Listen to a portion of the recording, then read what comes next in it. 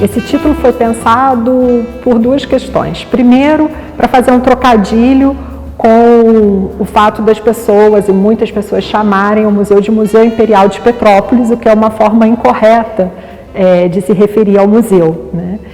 O correto é Museu Imperial, apenas. Então, a Petrópolis do Museu Imperial além disso, uma referência ao contexto da cidade de Petrópolis nos anos 1930 e 1940, ou seja, a época em que o museu foi pensado, né, e aberto ao público, e que é um contexto marcado por profundas transformações, né, tanto do ponto de vista urbanístico, quanto do ponto de vista social, cultural e político. Em 2020, o museu tinha uma longa e grande programação para celebrar os seus 80 anos de criação. Com a chegada da pandemia, tivemos que suspender tudo e começamos então a trabalhar numa outra data celebrativa, que seriam os 80 anos de abertura ao público. A equipe técnica toda do Museu Imperial, então, trabalhou na construção dessa exposição. Ela trabalha os anos de 1940, 1930, dentro desse bojo, desse contexto, dessa efervescência desses anos. Petrópolis, neste momento, passava por grandes mudanças na sua arquitetura, no seu pensamento político-social. Tínhamos a presença de Vargas muito constante aqui na cidade, né? Então, tudo isso foi culminando, né, na abertura do Museu Imperial. Naquele momento, Petrópolis celebrava e buscava celebrar, né, o seu centenário, e aí temos a Comissão do Centenário de Petrópolis, que foi criada pela Prefeitura para fazer toda a programação e a celebração desse momento, né? E o Museu Imperial vem nesse contexto, né? Neste momento, Petrópolis cria o Museu Municipal lá no Palácio de Cristal, e Alcindo Sodré, que era um político, um médico, que gostava muito da história da cidade, tinha um carinho muito especial por ter estudado aqui no Colégio São Vicente de Paula, foi aluno aqui. Nesse momento aqui também funcionava o Colégio São Vicente de Paula, e Alcindo Sodré, então, junto com a Prefeitura, cria o Museu Municipal de Petrópolis, lá no Palácio de Cristal.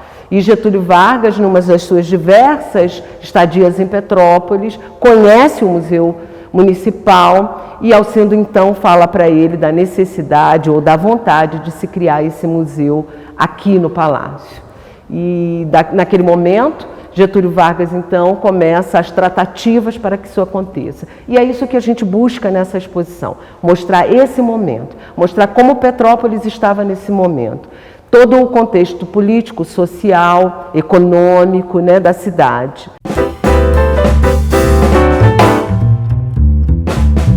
A exposição foi pensada a partir de 4 eixos temáticos, né?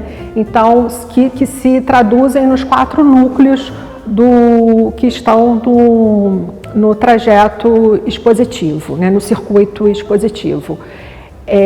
O primeiro núcleo é o núcleo da vida sociocultural. Então, nesse núcleo, que é a entrada sugerida da exposição, né? Embora os núcleos sejam independentes entre si, quer dizer, cada visitante tem essa liberdade de começar a visitação por onde quiser, mas a gente sugere uma narrativa, né? Então, esse primeiro núcleo, que é o da vida sociocultural, ele vai abordar a Petrópolis Cidade das Hortênsias, que é uma narrativa construída ali a partir dos anos 20, né? Mas que se intensifica muito nos anos 30, quando o turismo passa a ser pensado como um motor importante para o fomento da economia da cidade, né? Petrópolis é pensada desde o século XIX como cidade de vilegiatura, né? O imperador nas suas longas estadias aqui, e que a corte o acompanhava, mas essa questão do turismo como fomento e motor da economia, isso vai ser pensado por algumas lideranças na cidade, ali nos anos 20, com essa intensificação, como eu disse, nos anos 30, e então essa ideia de cidade das hortênsias. E aí a gente selecionou, é importante dizer que a exposição tem uma proposta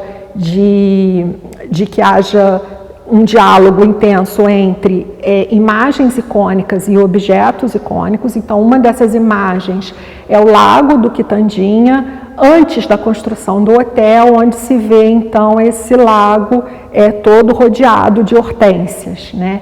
É o núcleo que vai falar da vida social, da radiodifusora, dos bailes de carnaval, dos teatros, e desse início do contexto da comissão e do Centenário de Petrópolis e dos preparativos para as celebrações dos 100 anos da fundação e da criação da povoação Palácio de Petrópolis, né, que foi um momento onde houve muitos debates em torno de qual data deveria se dar essa comemoração. Se seria no 16 de março de 1943 ou no 29 de junho de 1943. Isso foi, hoje, para nós, parece ato pacífico de que o 16 de março é a data da criação da cidade, mas essa também é uma narrativa construída, né, e que é muito representativa desse foco que os intelectuais que acabaram tendo a sua proposta vencedora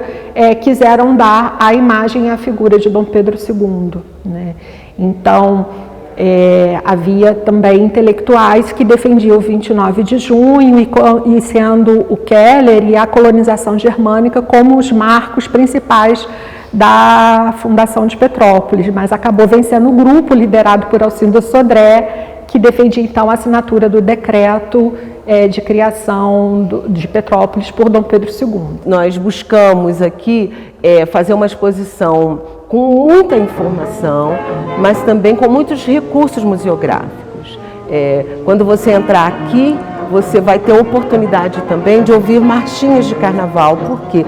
Porque isso também era uma coisa muito importante, que a vida social em Petrópolis estava muito marcada pelo Quitandinha, pelos clubes que tinham, teatros que tínhamos, o cinema aqui, né? O rádio, muito importante esse momento. O rádio teve uma importância de mostrar um mundo, né? De trazer o mundo, né? Através das ondas sonoras, né? Você conhece o mundo. Dentro dessa proposta dialógica entre imagens e objetos, nós selecionamos como a imagem-chave, né, da exposição uma fotografia que faz parte do acervo do Arquivo Histórico do Museu Imperial, uma fotografia da coleção Agência à Noite, e que é a exibição, que é uma fotografia que retrata a exibição do filme Tempos Modernos no Teatro Dom Pedro, né? E aí tem várias questões nessa imagem.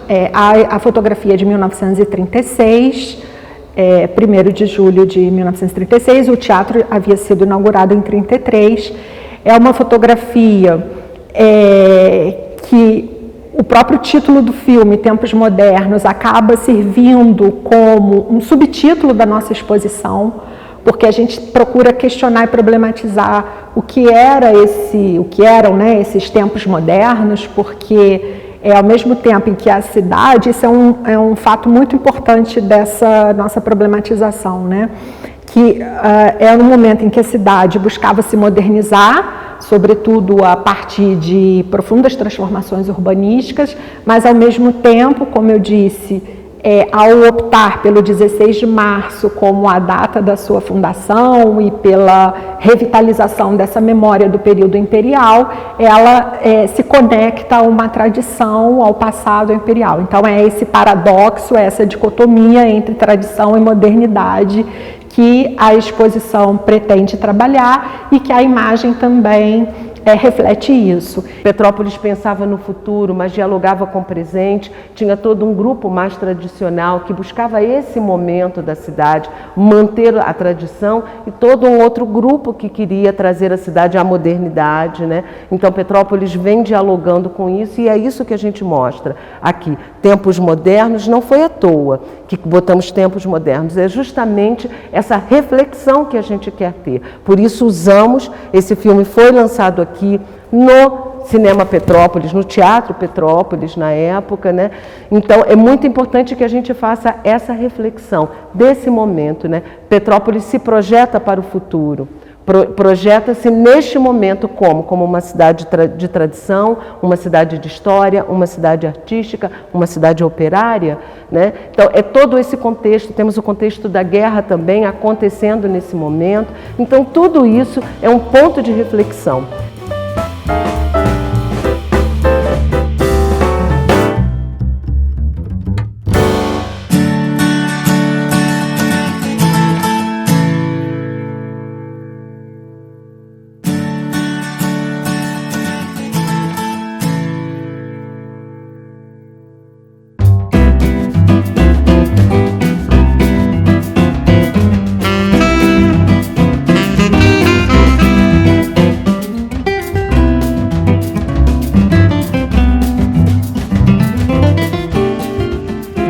Além do núcleo da vida sociocultural, né, representado pelo Quitandinha, e aí a gente tem uma vitrine com alguns objetos que fizeram parte da inauguração do Hotel Quitandinha, objetos que remetem à radiodifusora também.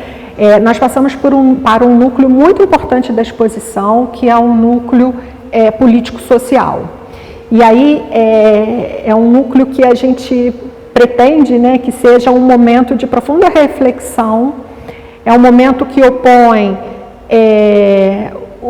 a luta operária, né, personificada por Leonardo Candu, que se tornou um líder e um mártir, né, da luta pela liberdade, da luta antifascista no Brasil. Leonardo Candu é um operário da companhia Dona Isabel, que foi assassinado por integralistas, né? O integralismo foi um movimento muito forte aqui na cidade de Petrópolis, de cunho fascista. Petrópolis, a partir do assassinato de Leonardo Candu, se tornou uma referência na luta operária nacional. Além dos direitos que os trabalhadores reivindicavam naquele momento, Petrópolis se torna uma referência na luta contra o fascismo que está em ascensão na Europa.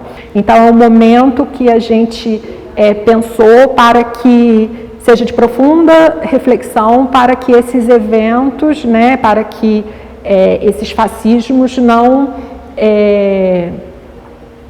se desenvolvam e não tenham um espaço aqui na nossa cidade, para que essa história não se repita, para que não se esqueça, para que não se repita, né? É o lema desse núcleo que é tão importante nessa idealização da curadoria.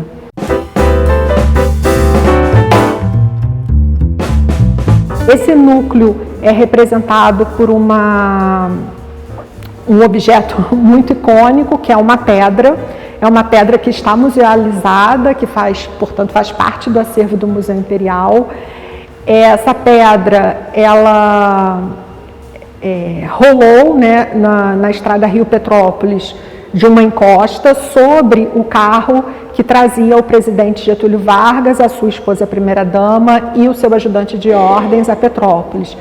O ajudante de ordens morre na hora, a primeira-dama fica gravemente ferida e o presidente também ferido. Essa pedra foi recolhida pela polícia e depois, com a criação do Museu Histórico de Petrópolis, ela foi então musealizada e passou a fazer parte do acervo do Museu Histórico de Petrópolis. Essa pedra foi ressignificada nessa exposição como uma homenagem a todas as vítimas das tragédias socioambientais na cidade de Petrópolis. A gente traz o trecho do Diário de Getúlio Vargas, onde ele narra esse acontecimento.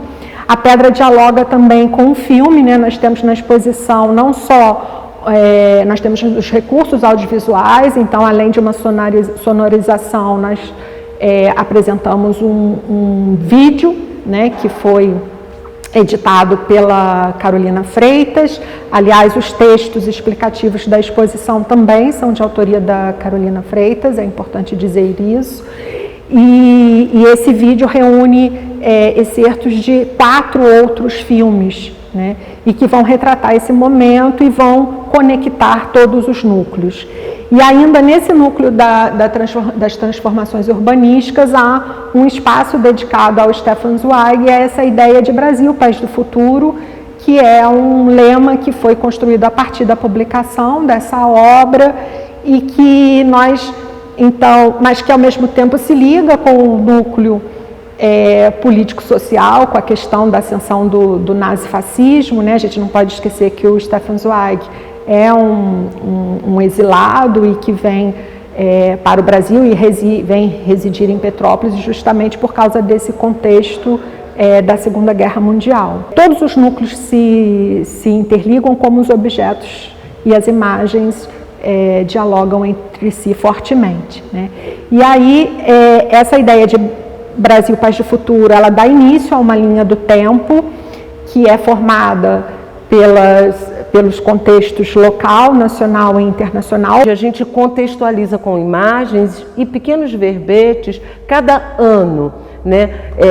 Não só o que acontecia em Petrópolis, essa efervescência, essa ambiência da cidade, mas também no Brasil, né? O que estava acontecendo no Brasil neste momento, através do projeto político de Vargas, e também internacionalmente, né? No mundo de uma forma geral. A Segunda Grande Guerra Mundial, que também muda todo o contexto e traz uma leitura bastante abrangente para o nosso público. Nessa linha do tempo, nós demos prioridade para retratar os anônimos que fazem a história de Petrópolis, então tentamos fugir dessas grandes figuras e desses representantes das elites sociais e políticas locais, nós trazemos anônimos.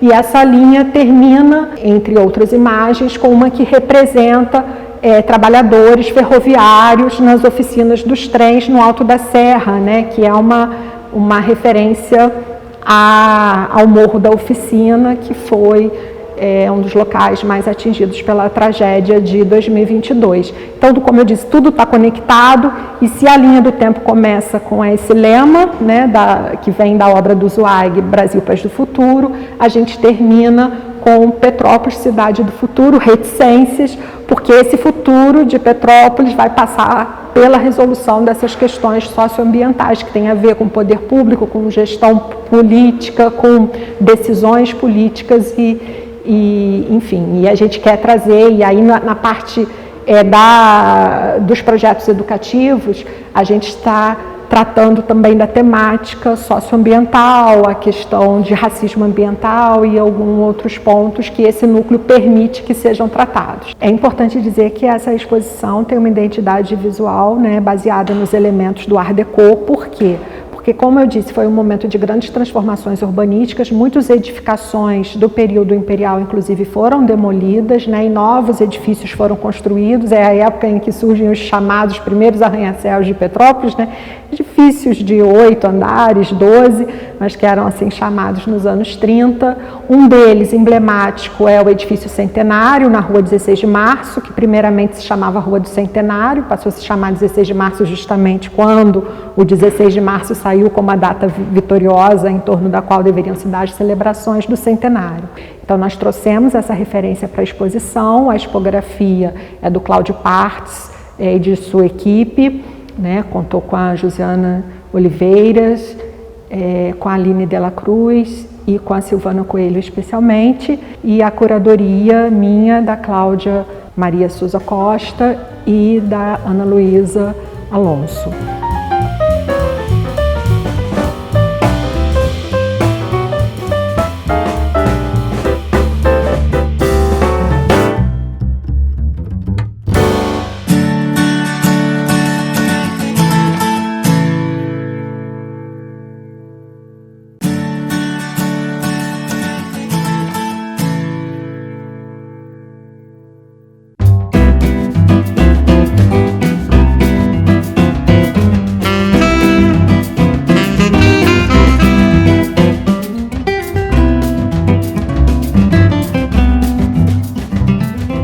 E aí, finalmente, passamos para esta sala onde estamos, que é o quarto núcleo, o núcleo da político-cultural, porque ele vai falar da política cultural local, né, em Petrópolis, nos anos 30 e 40, mas que se conecta e, obviamente, está dialogando o tempo todo com a política cultural do governo Vargas, né? Como eu disse, estamos no auge do Estado Novo, né? Em 1937 é instaurado o Estado Novo, portanto, a ditadura Vargas, mas, ao mesmo tempo, é quando vêm os decretos de preservação do patrimônio histórico e todos os esforços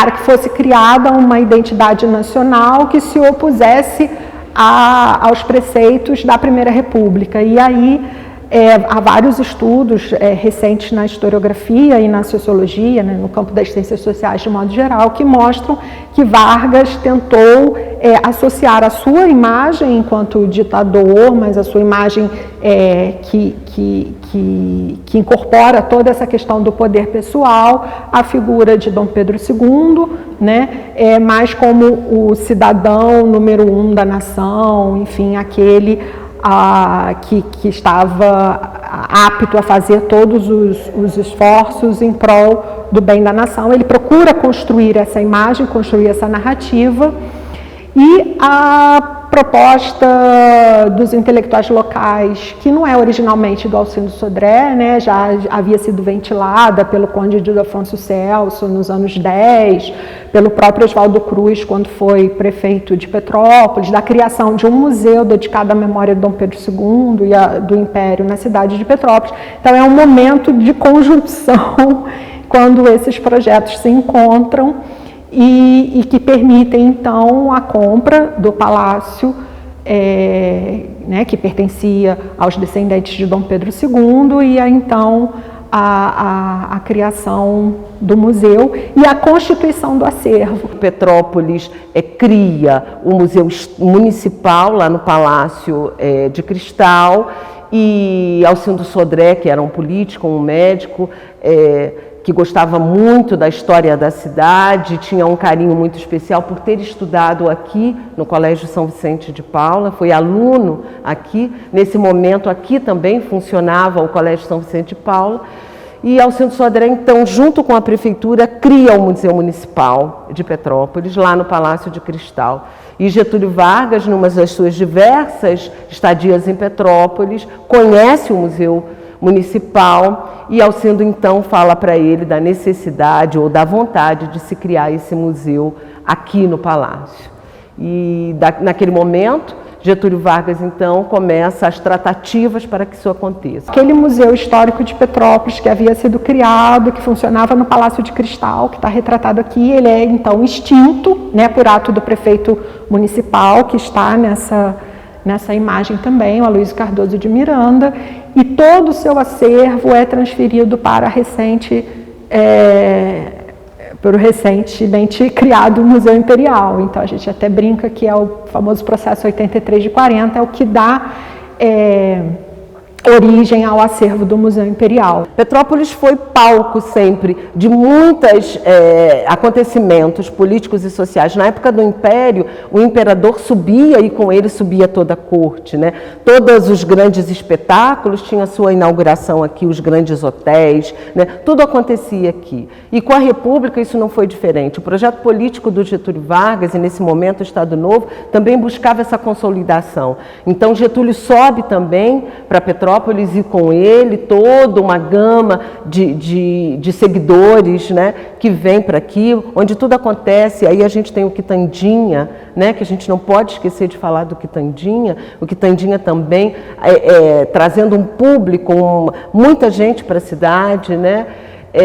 E nesse momento, Vargas vai tentando construir o seu projeto político. Ele não cria só o Museu Imperial, mas ele cria também, né, o Museu do Ouro, o Museu Histórico Nacional. Tudo está acontecendo agora nos anos 30, nos anos de 1930. Né? Todo esse processo cultural e esse projeto de governo do Vargas está acontecendo. E Petrópolis não está estanque, separada, muito pelo contrário. Petrópolis continua sendo palco desses acontecimentos, né? Quando os políticos sobem, quando a população vem aqui para conhecer a cidade, né? A cidade de Pedro, e que hoje, né? Hoje, nos dias de hoje, é uma cidade turística e que precisa se manter assim, né? Com seus equipamentos cada vez mais próprios para receber as pessoas, mas sempre com esse gancho da reflexão, né? Ligando o passado, mas com um presente que é nosso, que tem que ser vivido por nós. Nós é que vamos dizer a Petrópolis que queremos. Também a exposição quer resgatar esse legado, né? Qual é a Petrópolis que o petropolitano quer, né? Passando por esses momentos do passado, né? A que Petrópolis queremos chegar, até onde chegaremos. Esse núcleo, ele traz uma possibilidade de reflexão do Museu Imperial sobre si mesmo, né, sobre a sua própria história. Então, nós falamos que é um núcleo da metalinguagem, né? Então, estão retratados ali o diretor do Museu Imperial, Alcindo de Azevedo Sodré, o presidente Getúlio Vargas e, como eu disse, o prefeito de Petrópolis, à época, Luiz Cardoso de Miranda. É uma fotografia de 1942, portanto, antes da abertura, e ela mostra muito bem como o presidente Vargas esteve empenhado pessoalmente na composição do acervo do Museu Imperial, né? Ele determinou que vários objetos icônicos fossem transferidos de outras instituições públicas federais para o Museu Imperial, e entre esses objetos destaca-se o trono que era do Paço de São Cristóvão, né? Portanto, pertencia ao Museu Nacional, e que, por determinação da presidência, foi transferido para o Museu Imperial. O trono, nessa exposição, ele aparece totalmente do ponto de vista museológico, né, museográfico também, ressignificado. Não é tanto o trono enquanto insígnia do poder de Dom Pedro II, mas é o trono enquanto objeto de desejo do próprio Vargas, né? Como eu disse, que buscava associar a sua imagem à de Dom Pedro II como um importante capital político para a sustentação do seu próprio poder, né? Lembrando que a gente está no auge do Estado Novo. Então, essa imagem, ela diz muitas coisas. A expografia é de autoria do Cláudio Partes e da sua equipe. Então, a forma como o trono foi colocado, ele permite que haja também uma sombra na própria imagem. Não sei se vocês podem, né, observar isso. E essa sombra também tem a ver com esse próprio passado, né, e com essa memória de Dom Pedro II, que ronda não só o Museu Imperial, mas que ronda a própria narrativa que foi construída na cidade, enquanto cidade imperial, pelo título de cidade imperial que ela recebeu, né, na década de 80 e tudo mais. Então, essa exposição fala do passado, mas é um passado que se conecta com o presente.